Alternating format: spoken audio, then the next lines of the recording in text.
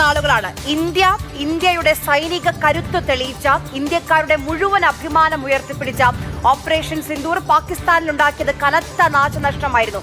ആ പട്ടിക വളരെ വലുതാണ്. അതാണിപ്പോൾ എണ്ണി നമ്മുടെ സൈനിക മേധാവിമാർ നമ്മളോട് പറഞ്ഞത്. നമ്മുടെ സൈന്യം പറഞ്ഞതിന് ശേഷം കഴിഞ്ഞ ദിവസങ്ങളാണ് പാകിസ്ഥാന്റെ ഭാഗത്തു നിന്നുള്ള കൂടുതൽ പ്രതികരണങ്ങൾ വന്നത്. അത് കൂടുതൽ ആഘാതം ഞങ്ങൾക്ക് ഏറ്റുവാങ്ങിയെന്ന് അവർ തന്നെ തുറന്ന് സമ്മതിക്കുന്നതായിരുന്നു. പാകിസ്ഥാന്റെ 11 വിമാനത്താവളങ്ങൾ, അത് പ്രത്യേകം ഓർക്കുക, അങ്ങ് കറാച്ചി മുതൽ അങ്ങ് ഇസ്ലാമാബാദ് വരെയുള്ള അവരുടെ ഏറ്റവും നിർണായകമായ വ്യോമത്താവളങ്ങൾ കൃത്യമായി തകർത്തുകൊണ്ടാണ് ഓപ്പറേഷൻ സിന്ദൂറിന് ശേഷമുണ്ടായ പാകിസ്ഥാന്റെ പ്രകോപനങ്ങൾക്ക് ഇന്ത്യ മറുപടി നൽകിയത്. ഇനി അടുത്തതായി നോക്കുകയാണെങ്കിൽ വിമാനത്താവളങ്ങൾ മാത്രമല്ല, പാകിസ്ഥാന്റെ വ്യോമസേനയുടെ കരുത്തായ 6 പോർ വിമാനങ്ങൾ തകർക്കാനും ഇന്ത്യ ഓപ്പറേഷൻ സിന്ദൂറിലൂടെ ഇന്ത്യക്ക് കഴിഞ്ഞിട്ടുണ്ട്. അങ്ങനെ 6 പോർ വിമാനങ്ങൾ, പാകിസ്ഥാന്റെ 6 പോർ വിമാനങ്ങളാണ് ഇന്ത്യ തകർത്തത്. അതിനൊപ്പമാണ് ഏറ്റവും വലിയ വില കൊടുത്തു വാങ്ങിയ 2 നിരീക്ഷണ വിമാനങ്ങൾ, അത് എയർബേസുകളിൽ നിർത്തിയിട്ടിരുന്നതാണ്.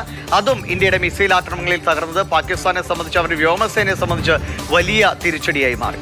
അതോടൊപ്പം C-130 എന്ന് പറയുന്നത് മിലിറ്ററി ട്രാൻസ്പോർട്ട് വിമാനമാണ്.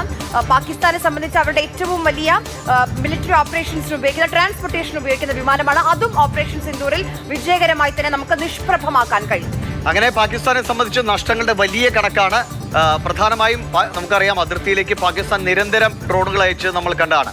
അതിൽ സായുധ ഡ്രോണുകൾ ഉണ്ടായിരുന്നു. ആ സായുധ ഡ്രോണുകളെ പൂർണ്ണമായും ആകാശത്ത് വെച്ച് തന്നെ തകർക്കാൻ അല്ലെങ്കിൽ ചാരമാക്കാൻ നമ്മുടെ വ്യോമ പ്രതിരോധ സംവിധാനങ്ങൾക്ക് കഴിഞ്ഞു. ഈ അതിർത്തിയിൽ പറയുമ്പോൾ കശ്മീർ മുതൽ ഗുജറാത്ത് വരെ ഇങ്ങോട്ട് മിസൈലുകൾ അയച്ചിരുന്നു. അതും ചൈന നൽകിയ മിസൈലുകൾ എല്ലാം പാകിസ്ഥാൻ അയച്ചിരുന്നു. പക്ഷെ അതിനെല്ലാം നിഷ്പ്രഭമാക്കാൻ കഴിഞ്ഞു.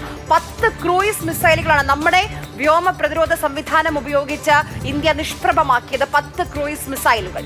ഒപ്പം ഒരുപക്ഷെ പാകിസ്ഥാനെ സംബന്ധിച്ച് അവരുടെ വ്യോമസേനയ്ക്കോ സൈന്യത്തിനോ ഏറ്റ തിരിച്ചടിയേക്കാൾ ഏറ്റവും വലിയ തിരിച്ചടി 100-ലധികം പാക് തീവ്രവാദികളെ വധിക്കാൻ ഓപ്പറേഷൻ സിന്ദൂർ എന്ന ആദ്യഘട്ടത്തിൽ ആ 25 മിനിറ്റിൽ നമുക്ക് കഴിഞ്ഞുവെന്നതാണ്. അത് തന്നെയാണ് പാകിസ്ഥാനെ പ്രകോപിച്ചത്. അവർ ഭീകരവാദത്തിനെതിരെ ഞങ്ങൾ പോരാടുന്നു, ഭീകരവാദത്തിന് ഞങ്ങൾ വളമിടുന്നില്ല എന്നൊക്കെ പറയുമ്പോഴും ഭീകരവാദികളെ കൊലപ്പെടുത്തിയതാണ് അവരെ കൂടുതൽ മുറിവേൽപ്പിച്ചത് എന്ന കാര്യം വ്യക്തമാണ്. അതാണ് പ്രകോപനങ്ങളായി നമ്മൾ കണ്ടത്.